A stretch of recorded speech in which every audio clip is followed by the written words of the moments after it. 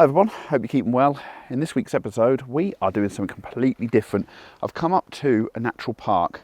So before you get to Brasov, I'm going to a lake. I'm going to look at my sat nav at the name of it. It's Lacul Scropoasa.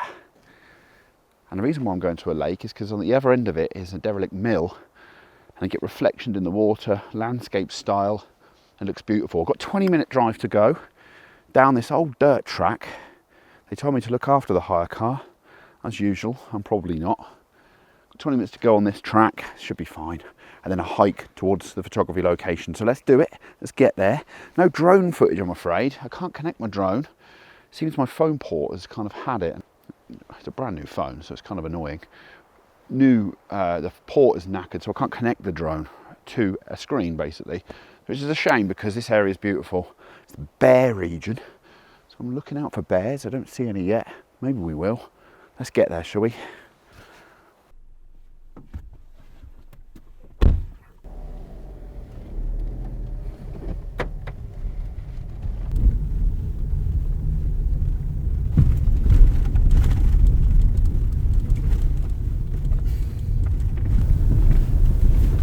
A four-wheel drive needed.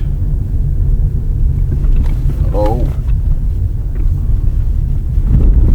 Yep, we've hit a mud pit. Full mud pit. I'd be shocked if I could get through the next bit. Let me show you it. This is not even, I've got 17 minutes to go. 4 kilometres. I don't even think it's the worst of it, you know. Let me go and assess this. Move the car into a safer. At least from here I know I can get back. That's the thing. Let me just check the road. I mean, I'm pretty confident in terms of getting through that stuff like this, but you can see where rivers actually been. Oh, I think it looks okay. Let me check. Go and have a look. Let's have a look. Okay, so what we're looking at is here. It's not too bad, you know. I'm going to walk it and just see. I mean, here's definitely fine. This bit's okay. This is still... Yeah, this bit's okay, this side. This is mostly mud. There's a bit of brick there. I think it's okay, you know, but my worry is it'll probably get worse than this. I mean, this side is the only way to go. I'm just going to check the next corner. It's pretty muddy. Coming back in the dark might be nasty. This is the worst bit, and someone's put a proper nice log there. As long as I stay across the middle section here, we'll see if we're okay. Let's check. Okay, so that was pretty easy actually. There's a bit that slides, but if it gets any worse than that, for sure we're ruled out. I really hope it gets better. Let's get there. I mean, at this point, you're probably asking yourself, what is a heritage architecture photographer doing out of his comfort zone in that wild landscape? And you'd be right, of course. Oh, I need another tripod.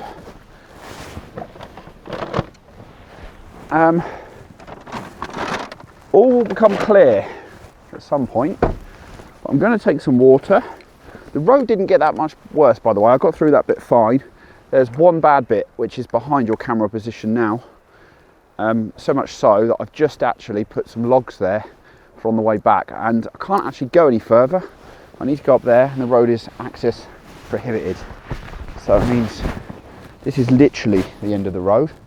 I'm going to take some water. I'm going to do it. It's 2 kilometres, so it's going to make it 4. I don't think that's too bad, and I've got 3 hours of daylight, so it should be fine. So, and also I've realised that this road comes out on the side of the lake that I need, so it should be fine. So, I'm going to leave the car here. I'm taking all my expensive stuff, so it should be fine. Hopefully we don't come across bears. That would suck. And let's get down there. It's beautiful though, huh? Really nice up here. I mean, Google says 30-minute walk. We'll see, shall we? I've also got YouTube, so that also means coming backwards and forwards. That's the part of it that's more difficult. There we go.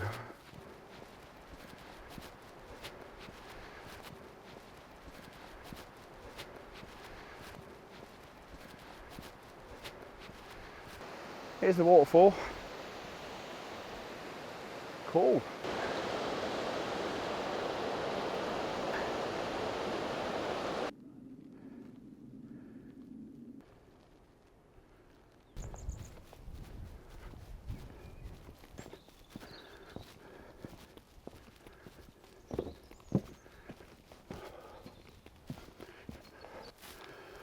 It looks beautiful, but I can't get through here apparently.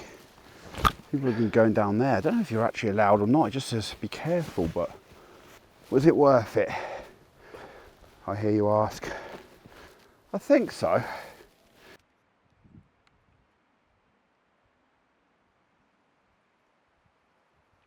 Now I've got a 50mm with me, and I think the 50mm would be probably best, but I'm going to, for now, try and just use the wide angle, which means, of course, filming is harder because it's the only wide angle I have with me. I am thinking about getting a 16mm RF, you know, the one, the super cheap one. All of the vegetation and foliage has gone like a mushy colour. I'm lucky that there is still some evergreens here to capture this old mill, and it's pretty epic. There's a lot of rubbish at the end, which is a shame. I wish somebody would go in there and fish some of that out at some point. But it's kind of like the dam, basically, of the lake. It is a cool location. You don't see this very often, and it's definitely not in use anymore, obviously. I need to set up. There's a rock here, and that's going to help me keep the tripod in position. So I'm going to start with my 50mm. Just while you were off camera, I actually just quickly eyed up 35mm and what it looks like, using my wide angle there. And I think, first of all, I'm going to go for one with 50 because it looks pretty perfect. Now, I'm going to lock down. I just accidentally pressed shoot. The thing about this is settings for this kind of stuff are very similar, landscape photography, to what we always do on this channel, architecture photography. And for me, the only difference is I'm still going to bracket because I want to get nice smooth water in here. It's starting to rain a little bit, which is a bit annoying.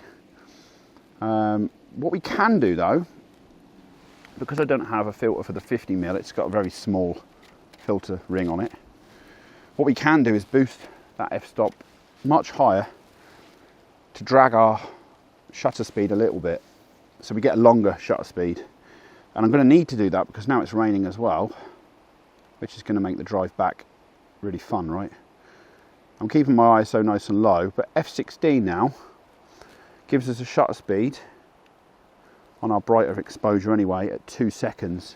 And 2 seconds is enough to make that water a little bit smoother, and that will help us as well, of course, with editing. Like I said, I wish some of the vegetation was a little greener, but it's an absolute epic site, and I hope to come back in autumn. Can you imagine, in September? Is it worth it? Now, of course, there's this light in the foreground. Because it's still quite light above us, there's glare in the middle of the frame, which I need to cut through. So that does mean I need to use my wide angle for a shot, because my polarizer's in there and it only fits that. I don't have the filter rings with me, unfortunately. But that's okay. You know, we're an architecture photographer mostly, but we can do this. What I'm going to do is I'm just going to switch over, grab that shot, and I'll talk you through it now.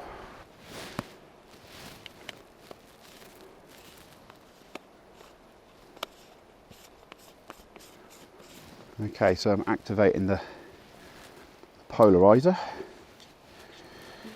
and hopefully it's going to help a little bit, and it does with that glare on the water.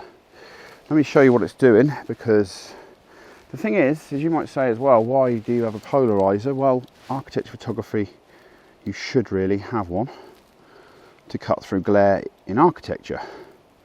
Of course, that is a thing. Reflections on the tiles, art pieces on the wall, mosaics, whatever it is. Of course, it's going to lose me about a stop and a half of light. I think this one's about a stop actually. It's not as dark as kind of some. I'm going to record here so you can also see my composition and how it's changing things for me. So this is my kind of composition. You can see this is where the glare was before, bottom of the frame here. And of course now I've just kind of cut through it and made it a little bit prettier. That's basically it. Now, of course, I'm at 35 mil, and for that I then get a little bit of, I suppose, glare off the top there, but it's bracketed. I might do a wide shot too, but for now I'm going to actually crop this final result and nip that off to resemble the 50 mil that I was originally using, of course, over here. Also, the wind is picking up, which we don't want. So I've activated bracketing just because I'm doing a lot of things at once in a kind of a precarious position, and I want to make sure I get it right. So that's the first thing. Now, there is a breeze, so although I'm going to get F16 5 seconds now for the water, which is probably too long, I will check it. Of course, all the trees are going to be moving, so I'm going to get a static frame too to blend together later on, and hopefully that's going to work. It's looking good. I just want to check this. Now it's the long exposure. I do wish there was more greenery, like I say, in the back section.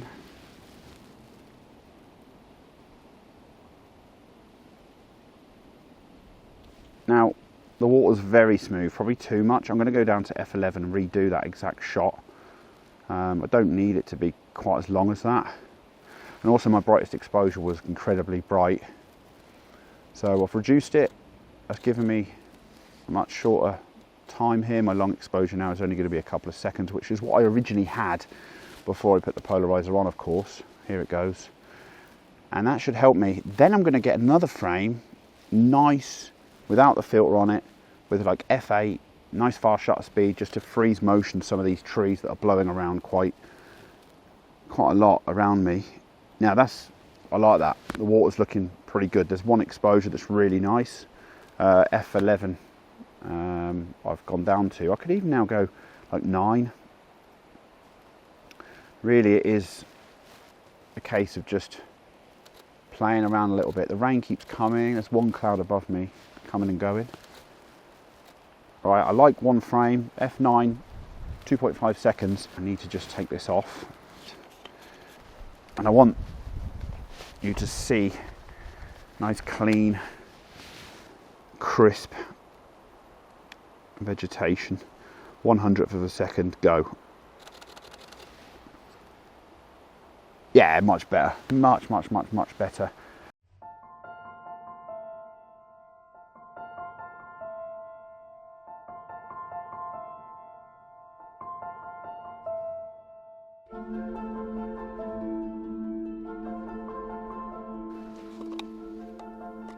Does anyone else's camera bag get in an absolute state after a shoot, like during a shoot? Because I end up just throwing things everywhere in a bit of a panic and have to almost like rearrange the whole thing all over again, which is quite amusing.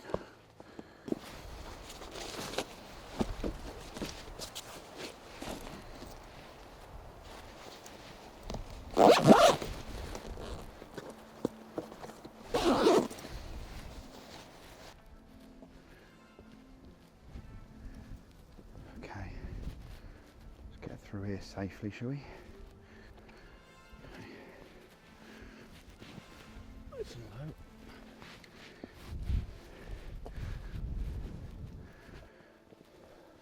low. It's pretty windy, so it's a good test for the new mic setup. I'm done. Got out of there, and I'm going to get this walk done back because the sun is dropping fast. I can see the sun is actually setting over the top of that mountain there now, and there's actually quite a nice sunset going on, but I want some light getting back up that hill, of course looking out for bears. So let's get back. 1 hour I reckon, uphill. Cool location, really nice one from now on the bridge, looking back towards it, which is pretty cool. Anyway, let's go.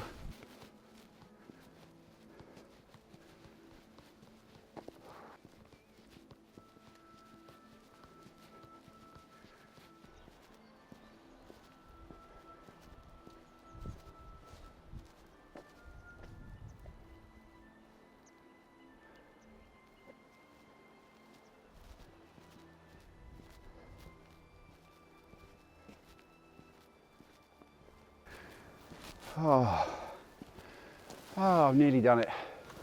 I'm about 50 metres from the car now. I can just about see where it was parked. And it's a downhill section, so that's easy. So that's me from Romania. If you've got any comments, leave them below. Until next week,